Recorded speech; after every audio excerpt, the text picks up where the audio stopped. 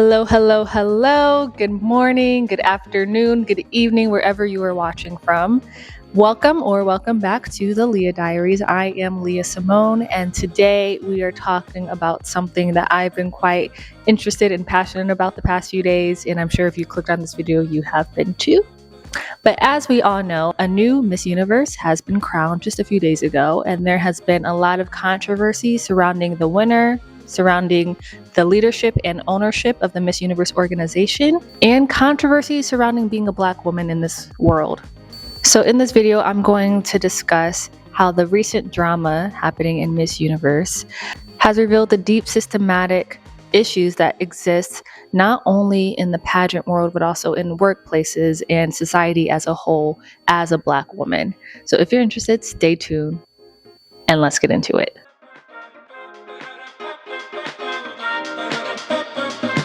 So just to recap for anyone who hasn't watched it or seen the news, Olivia Yacé, who represented Cote d'Ivoire in the Miss Universe 2025 pageant in Bangkok, Thailand, placed fourth runner-up. If you watched it, I think we can all agree that Olivia should have won.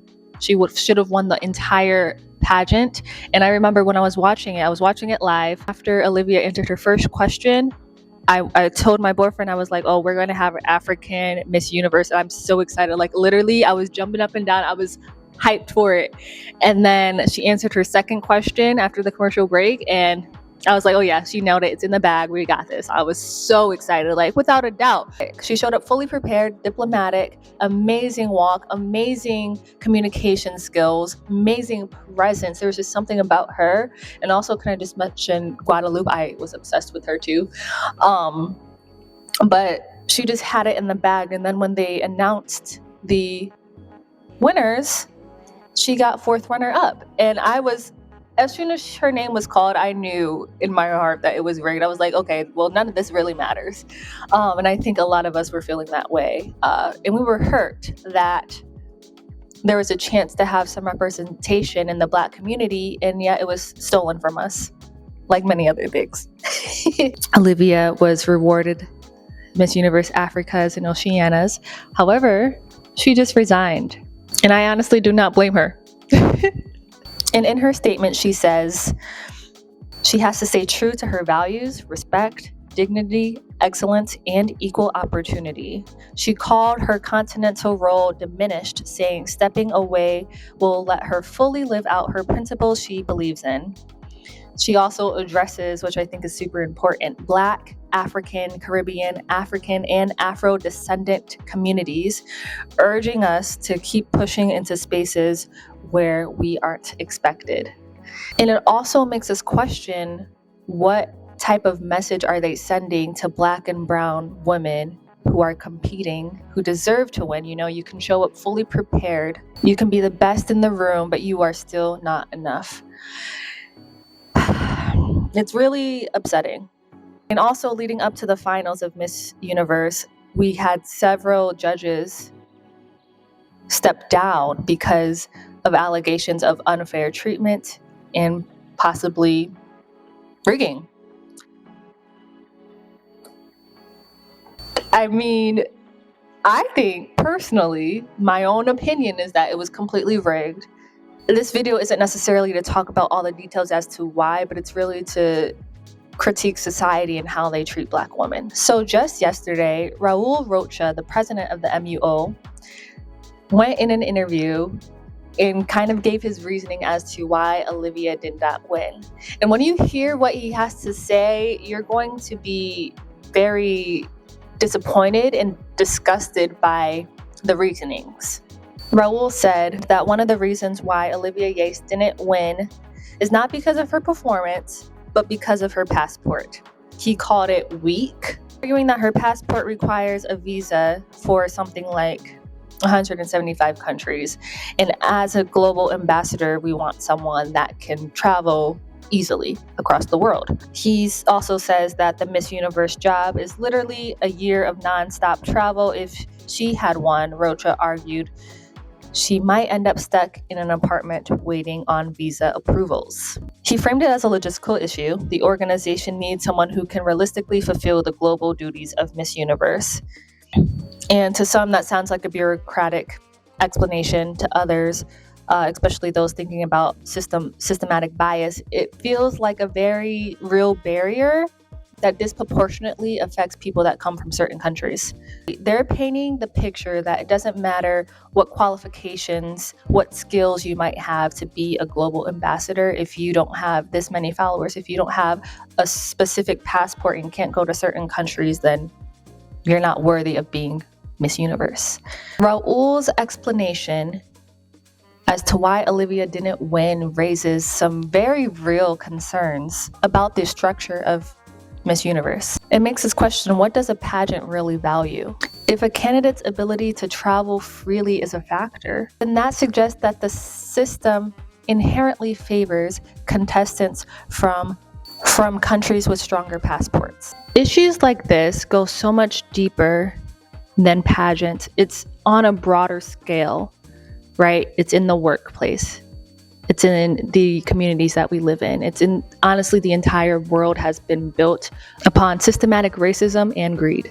I mean, this really resonates, I think, with Black and brown women in any space we go into, right? We literally have to mold ourselves into a version that is deemed acceptable by society. We're constantly code switching or watering down who we are as women, just to make our counterparts feel more at ease when we're in the room. From as long as I can remember, I was told to be perfect. I was told that I would have to work extra hard and that I'd have to do everything right to make it in life. That's what Olivia did, and she still didn't win. And in the corporate world, that might not look like passport requirements, but they can be just as exclusionary. There's microaggressions, there's tokenism, there's lack of access to opportunities, there's bias. As Black women, how do we navigate spaces where being perfect isn't enough? Who gets to move up the career ladder and who is held back because of their background or their ethnicity or whatever logistical complications there might be? Do we stay in systems that don't value us? Or do we walk away, even if walking away costs us everything we work towards? And the thing is, and I've learned from experiences, that they will gladly let you leave because they don't value you.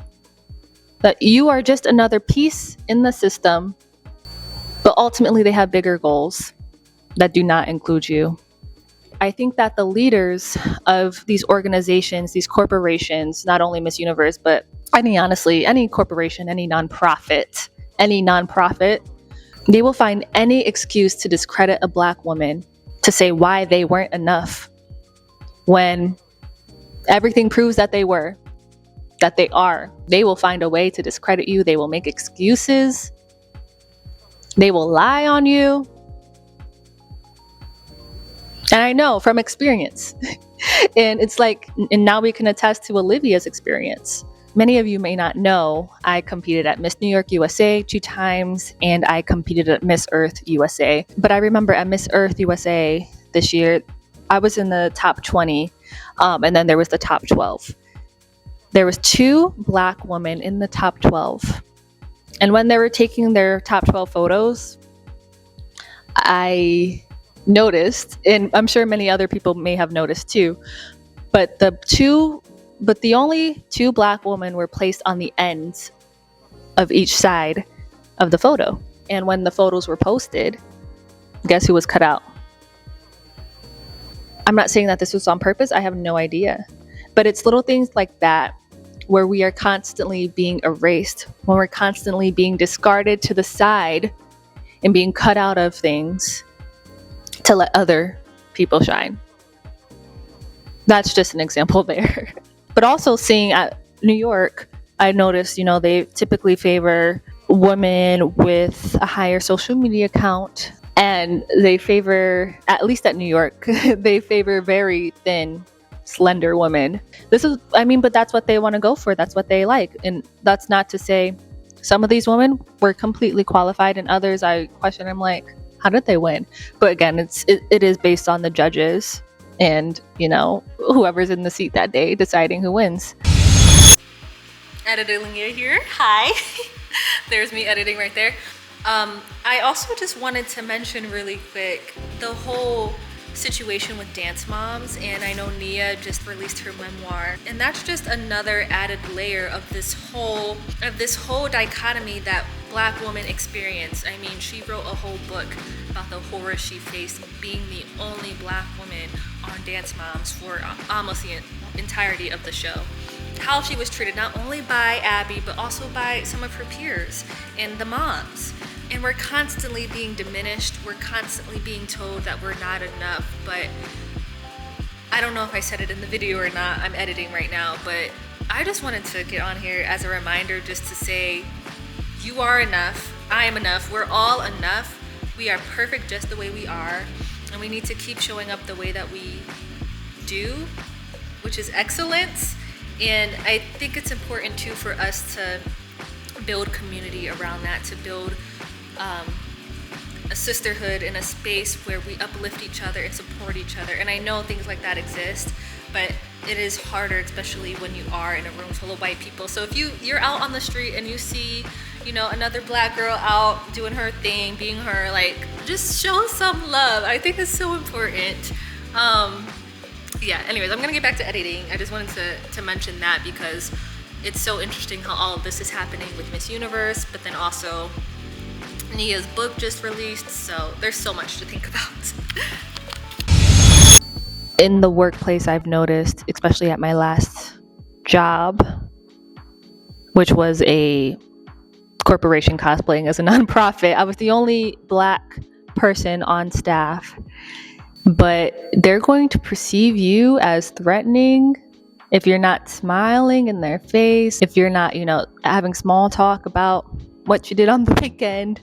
If you question their authority and their actions, you are a problem, which is a completely different experience for them. They can get away with a lot more, 100 times more than a Black person can, because I've seen it time and time again, not only in my own experience, but like with the Black men and women in my life. Like, they have to go through this shit. It's ridiculous. But honestly, it's like, we check every box. We're graceful, we're respectful, we're professional, and it's still not enough. I don't know.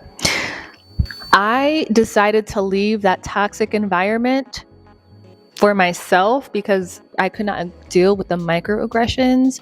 I couldn't deal with the politics of it all. And like, I know what I'm worth and I know what I stand for, and I don't stand for any of that nonsense. And I think, you know, that's part of the reason why people won't like you. It's when you are confident in yourself and you stand firmly in what you believe in, then it's a threat.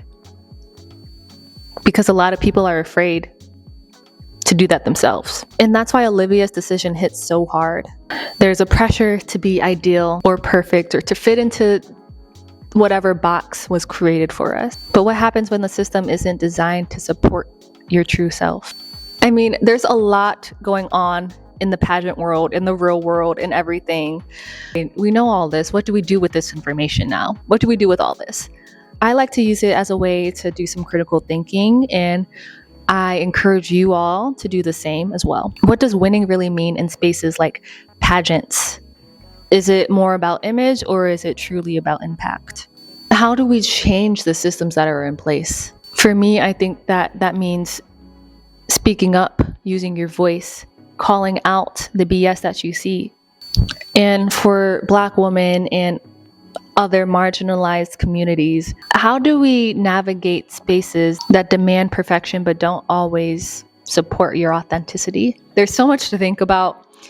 If you have any thoughts, comments, or reflections, leave them down in the comments below. Let me know what you think. I'm genuinely curious to know.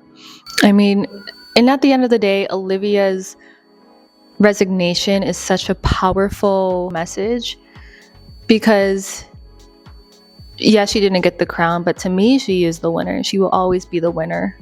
Why? Because she stood for what she believed in. She showed up as her true self, and she honored and respected herself beyond measure. I mean, she had this powerful statement in her message that said, "I love what I do, but I love who I am more." And that is such a powerful message that we should hold near and dear to our heart, that nothing in this world is worth losing ourselves over? Nothing. But yeah, that's all I have for today. Thank you for coming to my TED Talk. Thank you for joining and watching. If you made it all the way through, leave a comment down below. Tell me what you thought. Tell me what you think I could do better in the next video. And thank you so much for watching. I will see you all in the next one. Bye.